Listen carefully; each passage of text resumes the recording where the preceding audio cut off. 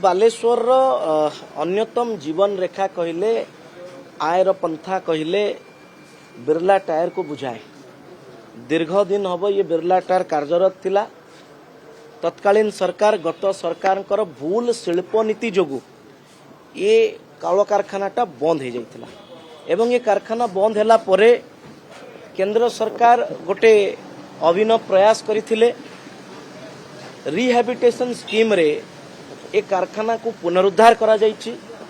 दुईटी company राज्य सरकार प्रणाली अनुसार दुईटी कंपनी गोटे हिमाद्री केमिकल्स आउ गोटे डालमिया भारत ये दुईटी कंपनी ये बिरला टायर को टेक ओवर करिसंती एवं टेक ओवर करला परे श्रमिक मानकर जो विशेष करी समस्या अछि जो दीर्घ दिन बिरला टायर बंद पड़िला श्रमिक माने पैसा पाइले नहीं तांको परिवार जो नानादी असुविधार सम्मुखीन हैला से श्रमिक मानकर समस्या को समाधान करबा पई एबेकार जे कार्यवाही जो दुईटी कंपनी नहीं चंती ताकू समाधान करियो बोली प्रतिश्रुति देइचंती।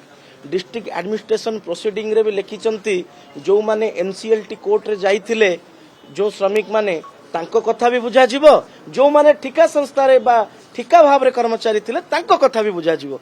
किंतु आज विधानसभा रे उत्तर जहाँ कंपनी पक्षरु जानिया को पाउचे कि कंपनी माने सीधा सड़क कहिसंती कि ठिका संस्था रे जो माने कार्यरत थिले कर्मचारी तांकर तथ्य नहीं। एटा एक निराधार कथा। एतिरु कंपनी मानकर जो कर्मचारी प्रति थिबा दायित्व एटा जणा पड़ी नहीं। मु पुणी थरे गृह रे अनुरोध करिछि माननीय मंत्री को मध्य अप्राइज करिछि ये सरकार को विशेष भाव रे हमर जेहेतु ये सरकार को ऊपर अत्यंत गुरु दायित्व अच्छी आ सरकार करि पारिबे एतिक दृढ़ इच्छा शक्ति अच्छी तेणु आम अनुरोध करुचे बिरला टायर को चल प्रचल करने पुनः कार्यक्रम करने श्रमिक मानकर समस्या को पूरा स्थायी समाधान करने ये सरकार निश्चित भाव में तदंत करेंगे देकी एक कल कारखाना केमती चलो बालेश्वर जीवन रेखा केमिति पुनर्बार रास्ता को फेर से ध्यान देवे।